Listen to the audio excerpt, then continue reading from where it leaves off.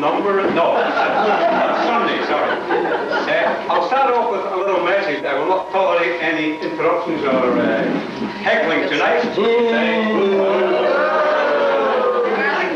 just said I'm not going to tolerate it. Our guests tonight are highly paid professionals. They don't like to be criticised. And don't interrupt their performances or they may not come back next year. Okay, thanks to Velma for being here. Velma does so much work behind the scenes. Velma and I were down here alone yesterday. Now I know what's wrong with your leg. Okay, tonight we have a big program. We start off with a little bit of, I warn you about heckling. Start off with a little bit of nostalgia or trivia. How many of you remember black and white television? No.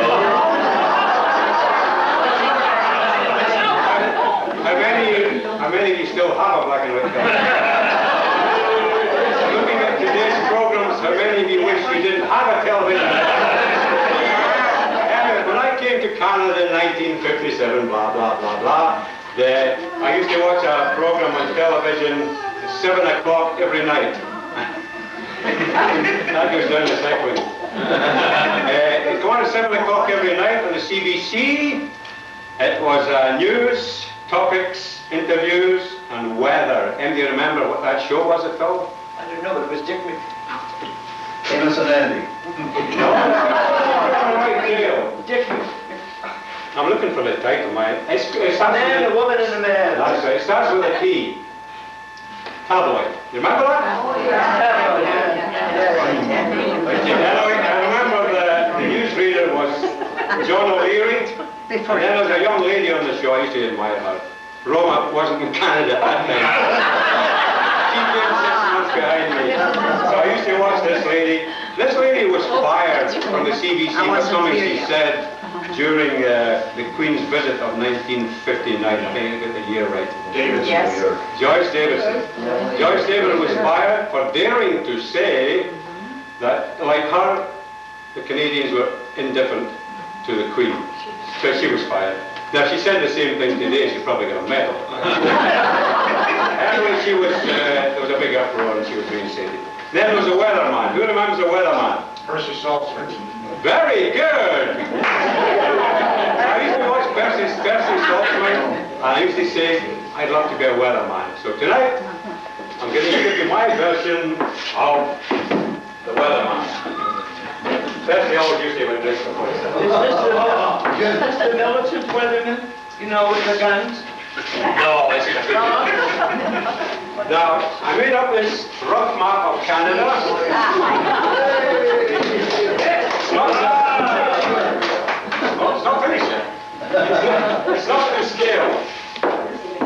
Anyway, when we start, I always seem to start on the west coast, weather report. So we have this extreme low system bringing moisture into the interior BC and into part of it. It sweeps up and it comes right round in a big S, bringing snow to the area. That's the S. My thingy's not working right. Okay, brilliant. Now we come into the prairie provinces. They're a bit icky all the time. You never know what you're going to get from them. But there are two warm air fronts coming up from the States here. And this frigid air coming down from the Arctic. Now, this frigid air, it's not a fridge, frigid air from the Arctic, and leaves this warm air coming up from the south, and all this precipitation coming this snow, they meet here, and what do you get?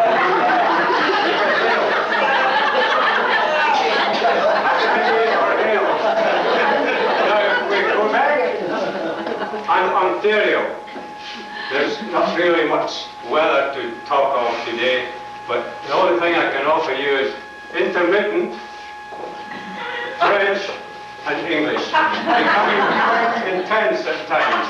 There's the big eye. Oh, this is Brantford in here, by the way. This is the trouble spot. right here.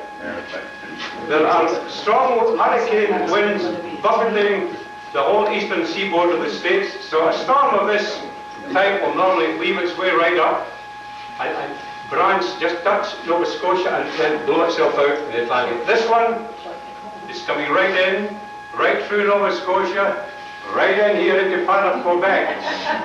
Now the rain is coming up here from the bottom, going right up, and what you're finishing up with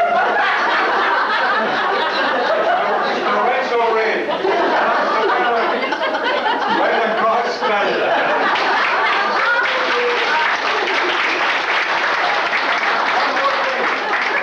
Saltzman used to do one thing after a while. Do you remember what it was? Really sharp.